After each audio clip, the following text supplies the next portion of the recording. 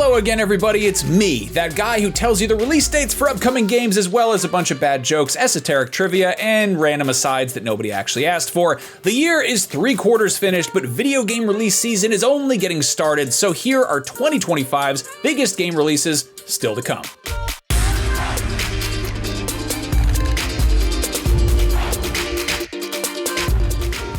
Before we get started, the usual disclaimer that we do our best to make these videos accurate and up to date, but game release dates do get shuffled around, and also this video in particular is more of a broad overview of what the next 3.5 months have in store, and we're not able to cover every single game release, so for more comprehensive updates, check back for our monthly videos where we have more games each month. Now, on to the games.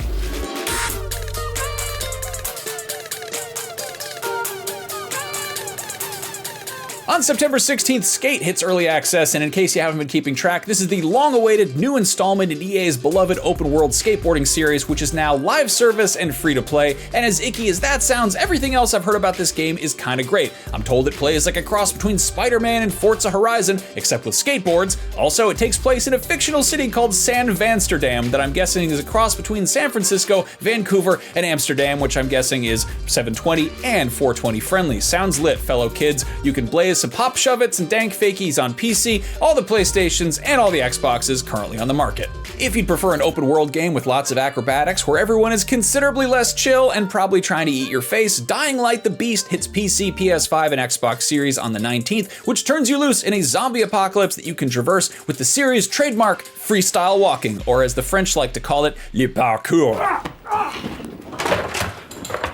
Parkour! If you just want some effing peace and quiet, well, there's also Silent Hill F. Though I have a hunch that between the somber and suspenseful stretches, you will inevitably encounter some horrible things making loud noises, which you may respond to by making some loud noises yourself. What the F is the F for? You can F out for yourself on Xbox Series F and F, PS5, and PC on the 25th.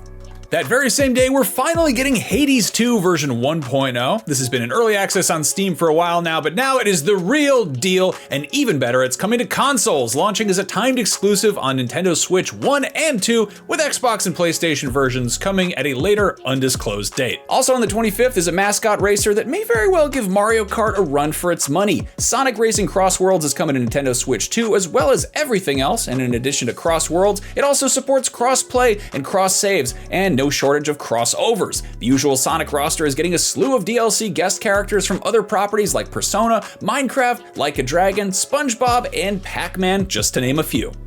On September 30th, the formerly VR exclusive Alien Rogue Incursion gets a conventional non-VR overhaul with the Evolved Edition, which is coming to PS5 and PC. Be forewarned, this is only part one of a two-part story, something that caught players off guard when it first dropped, though it was otherwise received pretty well. Still on the 30th, Final Fantasy Tactics gets a fresh coat of paint with the Ivalice Chronicles. This retools the fan favorite and critically acclaimed 1997 turn-based strategy spin-off of the beloved JRPG series with some modern HD graphics, quality of life improvements, and full voice acting. That's on everything except Xbox One.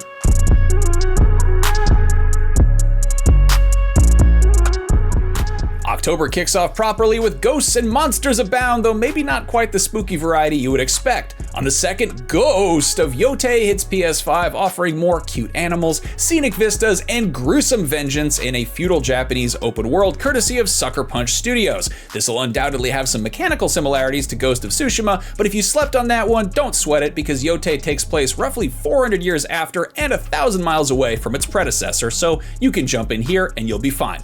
Originally, that Ghosts and Monsters line made sense because I went from Ghost of Yotei to the new Digimon game, but then at the last minute, Nintendo went and announced that they're remastering Super Mario Galaxy 1 and 2, and those are coming out on October 2nd for Switch 1 and 2. They've got improved resolution, UI, a new music player, and you can opt out of motion controls and just use good old-fashioned sticks and buttons. You can buy those together as a physical edition or individually, digitally, if you so desire. A day later, you can do the Monster Mash. He did the Monster Mash. packed with some monsters of a digital variety in Digimon's story Time Stranger. This is the first installment in the RPG sub-series in 8 years, which promises an epic story, plenty of creatures to train, and it's rated T for teen because it features a wine-drunk Digimon named Bacchusmon. That's not a joke, that's what it says on the ESRB website. That's coming to PC, PS5, and in a franchise-first Xbox Series. Your move, Pokemon. Maybe Monster Ranger can buy you some tall boys. For this video, we are generally skipping re-releases of games that already came to other platforms, but we're gonna make an exception for Borderlands 4. By the time this video is up, that is probably out for PC, Xbox Series, and PS5, and October 3rd, you can grab it for Nintendo Switch 2 as well. On October 10th, an appropriately creepy game drops in time for Halloween, the long-awaited Little Nightmares 3. This latest installment in the puzzle platformer should have plenty of tricks, treats, and pint-sized frights as it's developed by Supermassive Games, a studio with plenty of experience doing big kid horror in the Until Dawn and Dark Pictures series. That's coming to basically everything. I know I just said no re-releases. You can't keep getting away with it! But if you slept on the original Little Nightmares, that's getting an enhanced edition that same day as well for Xbox Series, PS5, Switch 2, and PC. October 10th is also the release of a twee offbeat indie game you might have heard some early buzz about. It's called Battlefield 6, and it follows 4 estranged childhood friends as they team up to renovate a funky old apartment building and learn some valuable lessons about teamwork, personal responsibility, and drywall along the way.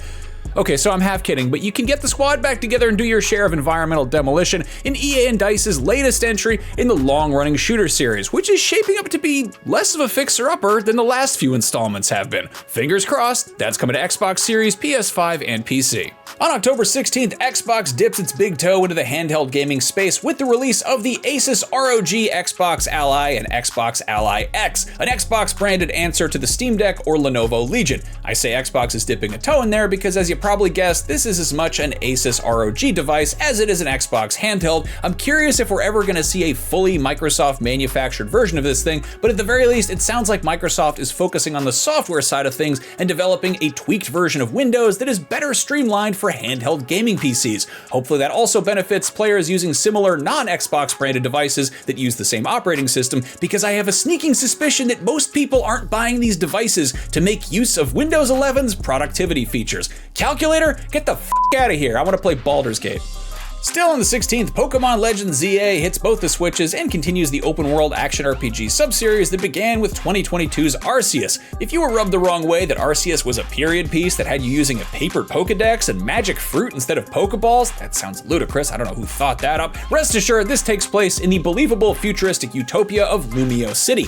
You might recall paying it a visit way back in Pokémon X and Y, but it's probably gotten a bit gentrified since then, though there are also rogue mega evolutions roaming the streets, so maybe that balances it out. If you prefer Tyrannosaurs and Pterodactyls to Tyrannotars and Aerodactyls, you can train some terrible lizards in Jurassic World Evolution 3, the latest entry in the simulation series from the folks behind Planet Coaster and Zoo Tycoon. Clearly, this has found an audience if it's already getting a 3rd installment, but there's something extremely funny to me that a movie franchise about disastrous theme park management and science gone awry has been successfully adapted into a game where you keep a dinosaur theme park running smoothly.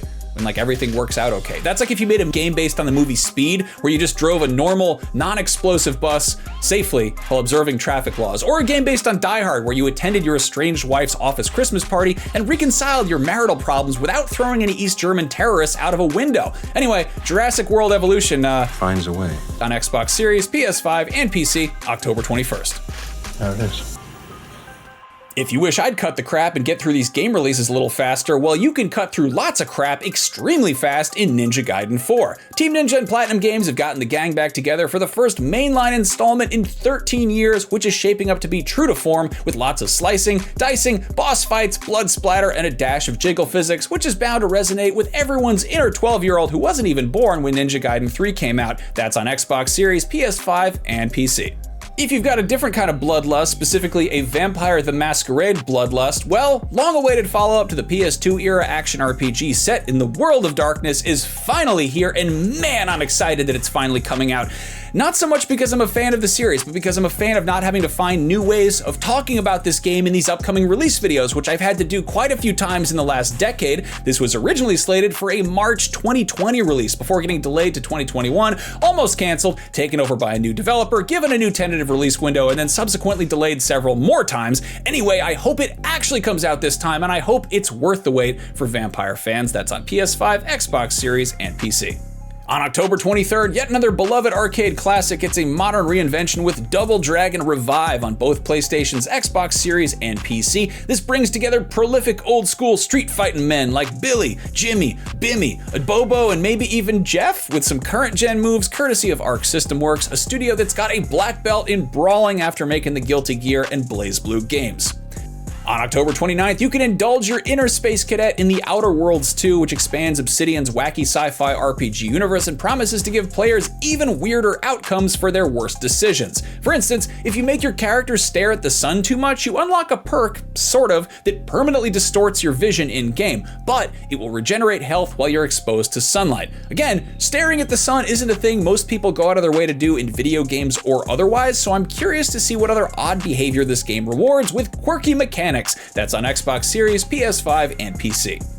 On October 30th, Arc Raiders finally drops. This is a multiplayer extraction shooter from Embark Studios, the team behind the finals, which includes a bunch of ex-Battlefield folks. After a few early tech tests and public beta type events, there's quite a lot of positive buzz about Arc Raiders. It's a retro-futuristic, post-apocalyptic wasteland that's being terrorized by AI-controlled machines of various sizes called Arc, and it's up to players to raid them while avoiding other players who have the same objective and will therefore probably try to shoot you in the face. That's coming to PS5, Xbox Series, and PC.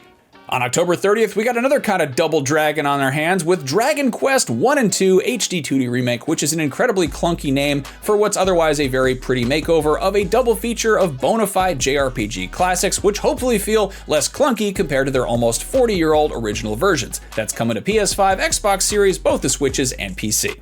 Finally, in October, Terminator 2 gets a brand new retro-styled video game with Terminator 2D No Fate, which reimagines the 1991 action movie as an arcadey side-scroller experience that looks like it actually came out in 1991 as well. That is out on Halloween on basically everything, which is as good an excuse as any to show these pictures from a few years ago of me and my late dog Peppers dressed up as the T-800 and T-1000 respectively. I thought that turned out pretty well. Anyway, it's also a good excuse to rewatch the best movie of all time, which the former governor of California gave one thumb up.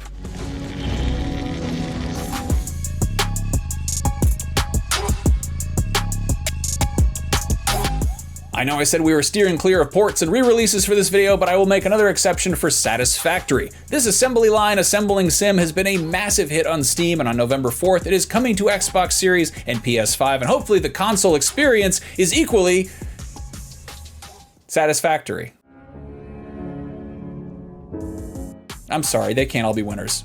On November 6th, you can act like a total Goron and rock out with your Korok out in Hyrule Warriors Age of Imprisonment, the third entry in the Zelda-themed spin on Dynasty Warriors, which, unlike the previous ones, is officially confirmed as a canonical prequel to Tears of the Kingdom, which means that it's true and it really happened in a video game series that is completely made up. One of the most harsh realizations I've had as an adult is most fictional universes aren't as meticulously planned out or organized as I believed when I was younger. George Lucas didn't know what was going on in every corner of the Star Wars expanded universe, or the regular Star Wars universe for that matter, and Chris Claremont didn't have 30 years of X-Men comics planned out in advance when he started writing them in the 1970s. He was probably just concerned with holding down a job. Of course, reading real-world actual history as an adult, it seems like nobody knows what they're doing at any point in time and nothing goes according to plan, and it's amazing that anything ever gets done. Anyway, speaking of real-world history, on November 13th, Anno 117 Pax Romana roams on the PC, PS5, and Xbox Series, expanding Ubisoft's real-time strategy empire into the golden age of ancient Rome, letting you civically engineer colosseums, public forums, vomitoriums, and olive gardens to your heart's content. On the night of November 13th, be sure to hang a combat boot above the fireplace and leave a glass of milk and MREs out, because as soon as you go to sleep, Santa Cod is going to rappel down your chimney and breach your fireplace, and the next morning you can expect to find a copy of Black Ops 7 tactically placed under the ghillie suit you festively decorated with flashbangs. This is the latest entry, and it has a 7 in the title, but it's actually the 8th entry in the Black Ops sub-series, and if you think it's a direct continuation of last year's Black Ops 6, guess again. The latest campaign is a continuation of Black Ops 2, which was released in 2012, but took place in 2025, which is the year that it is right now, but the new game takes place a decade later. Did you get all that? Doesn't matter. Anyway, Black Ops 7 is coming to all the PlayStations, Xboxes, and PC on November 14th. On November 15th, Where Winds Meet finally makes its way to the West. This is yet another big, epic action RPG rooted in Chinese mythology, but it's doing a couple things to set itself apart. It's focusing on wuxia, the subgenre of martial arts films that feature people with even more supernatural abilities than your usual martial arts films, such as Ang Lee's Academy Award-winning Crouching Tiger, Hidden Dragon. One of the worst things about that movie, which is otherwise very good, is that it is devoid of actual tigers or dragons, presumably because they're crouching and hidden, but Where Winds Meet looks to feature a bunch of silly animal stuff. Can you suplex a bear? I think so. Also, it is a 150-hour single-player RPG that's somehow free to play with cosmetic in-game purchases only, and it's got cross-progression between PS5, PC, and mobile. I don't know, I'll check it out. On November 18th, Marvel's Deadpool VR hits MetaQuest 3 and 3S, and you might say to yourself, well, obviously it's Marvel's Deadpool. What other Deadpool is there? And the actual answer to that is the 1988 film, The Deadpool, which predates Deadpool's first appearance in New Mutants number 98 by about a year and a half. It was the final entry in the Dirty Harry franchise, and that really doesn't have anything to do with much of this, but Deadpool VR is here to make your day, and don't you feel lucky, punk? This one's developed by Twisted Pixel, a studio with plenty of experience in the VR space, and with making games featuring smartass protagonists and offbeat superheroes such as Loco Cycle and Comic Jumper, so Deadpool seems like a pretty good fit. On November 20th, Kirby Air Riders hits Switch 2, the long-awaited follow-up to the 2003 GameCube racing game Kirby Air Ride. There's definitely a generation of fans who have a fondness for this one, and it comes courtesy of Super Smash Bros. Architect Masahiro Sakurai, so I'll give it the benefit of the doubt. That said, the 47-minute long Nintendo Direct that he put out didn't exactly get me hyped, and I can't help but feel like that presentation was either an immaculately subtle skewering of video game marketing or a cry for help that he got stuck making this game because someone in upper management told him he had to. But hey, maybe I'm way off and this will become the racing game equivalent of Smash and a massive hit among casual players and esports athletes alike that ushers in a golden age of fun and competitive play. If you want a normal racing game about regular cars not being driven by rotund pink cannibals, less than a week later you're in luck because Project Motor Racing comes to PC, Xbox Series, and PS5 on the 25th. This is a spiritual successor to the Project Cars games from some of the same devs who got shuffled around amidst EA's acquisition of their former parent company Codemasters, but most importantly, look at those cars! Vroom, vroom, vroom, vroom, vroom, cars. Great job, everybody.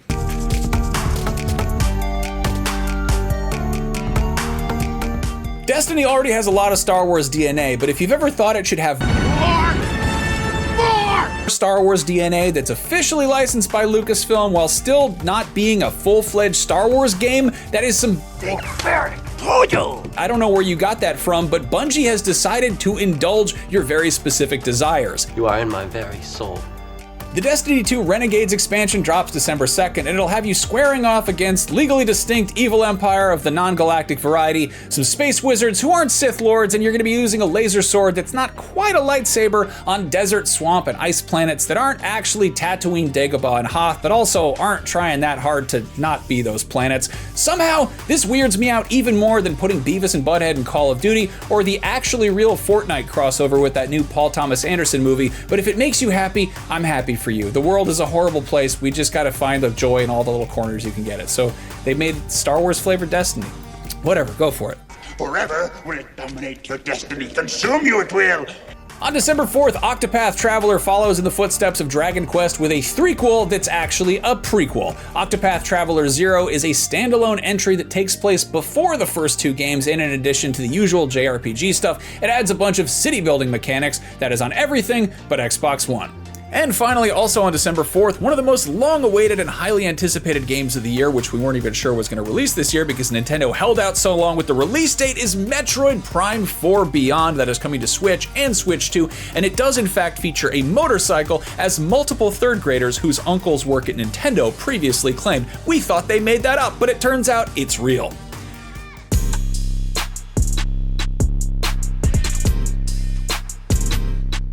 Okay, that about does it for all the big games that currently have release dates, but there are a few more which are still saying they're going to drop in 2025, but they haven't told us when exactly. If you like first-person space exploration, Routine is another option which is expected in late 2025 on PC and the Xboxes, and it looks like a gorgeous, nearly photorealistic, and pants-shittingly creepy good time. I will not be playing this, but wowzers does it look nice. You see? The Wolf Among Us 2 is the long-awaited follow-up to one of Telltale's best-received series, published by the newly reformed Telltale Games and co-developed by Ad Hoc Studio, which was founded by a bunch of original Telltale vets. That's coming to everything whenever it comes out. Then, of course, there's The Wolf Among Us 2. Hey, did that sound familiar? Because that's a clip from this exact same video that we did last year for the biggest games still to come in 2024, and the B-roll in that was from a 2022 trailer that claimed that that game would be out in 2023. So at the risk of being the boy who cried wolf among us too, there's a chance that this game comes out in 2025, but don't go huffing and puffing and blowing houses down if it doesn't. Meanwhile, Ken Levine's BioShock follow-up Judas was at one point expected this year, but that seems pretty unlikely from where I'm sitting in this terribly uncomfortable IKEA chair. The same goes for Hello Games' follow-up to No Man's Sky, Light No Fire, which also never got a hard release date, but which some folks thought we might be playing before 2026. Again, doesn't seem likely. But again, anything is possible, and something that's really possible is that a major game gets released in 2025 that we didn't see coming, whether that's a stealth drop or some viral indie hit that takes the Steam charts by storm. If there is something you know of that's coming out in 2025 that we didn't touch on, please sound off in the comments below with any notable games worth checking out. And not to sound like your high school English teacher, but can you explain why? Can you give us some context? Like, why should people care about these games? Use complete sentences. Each answer is worth 5 points. Anyway, thank you to everyone who took the time to watch. If you want a more comprehensive look ahead at what's coming out in October, we have a whole video all about that coming out soon, and I should probably go write the script for that. So I'm gonna do that. You hang out and we'll make that video go up soon. See you later, everybody. Have a great 2025, what's left of it.